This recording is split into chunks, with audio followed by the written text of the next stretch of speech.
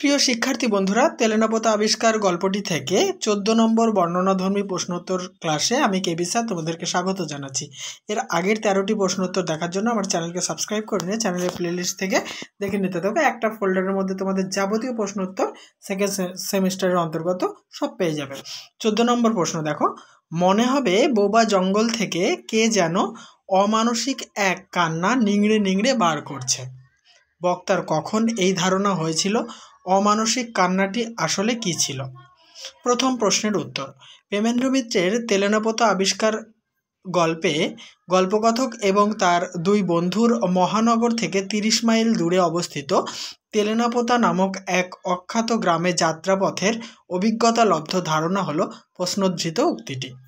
Para change, কথক এবং তার দুই সঙ্গী এক বিকেল বেলার পড়ন্ত রোদে জিনিসে মানুষে ঠাসাঠাসি একটা বাসে চেপে তেলেনাপোতার, এখানে বানানটা একটু মিস্টেক হয়েছে, এই কার্ডটা, তেলেনাপোতার উদ্দেশ্যে রওনা হন। 2 ঘন্টা যাত্রার পর রাস্তায় তাদের নেমে পড়তে হয় নিচু একটা জলার মতো জায়গায়। ক্রমশ স্যাঁতসেঁতে ভিজে ভাবসা হাওয়া অনুভূত হতে থাকে তাদের। এরই সাথে প্রচণ্ড মশার আক্রমণ জীবন যেন অতিষ্ঠ করে তোলে। তাদের মনে হয় কে যেন সামনে অবস্থিত ঘন জঙ্গলের ভিতরে কাদা জলের নালা কেটে রেখেছে।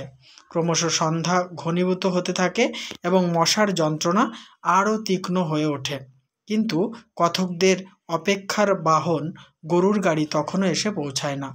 বিরক্ত এবং অধৈর্য হয়ে কথক এবং তার দুই বন্ধু যখন মহানগরের উদ্দেশ্যে ফিরে যাবেন ভাবছিলেন, ঠিক তখনই কাদা জলের নালা যেখানে জঙ্গলের মধ্যে হারিয়ে গিয়েছে সেখান থেকে একটা অপরূপ শ্রুতি বিস্ময়কর আওয়াজ শোনা যায় এবং মনে হতে থাকে, দেখো ছোট্ট হাইপেন দিয়ে কোটেশন, বোবা জঙ্গল থেকে কে যেন অমানসিক এক কান্না নিংড়ে নিংড়ে বার করছে, দাড়ি দিয়ে কোটেশন ক্লোজ।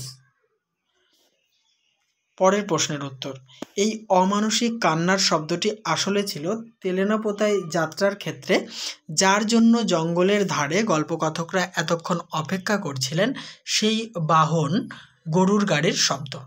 তাহলে প্রশ্নোত্তরের ক্লাসটি সমাপ্ত করলাম। নেক্সট গুরুত্বপূর্ণ ক্লাস দেখার জন্য আমার চ্যানেলকে সাবস্ক্রাইব করে চ্যানেলের প্লেলিস্ট ফলো করতে থাকো।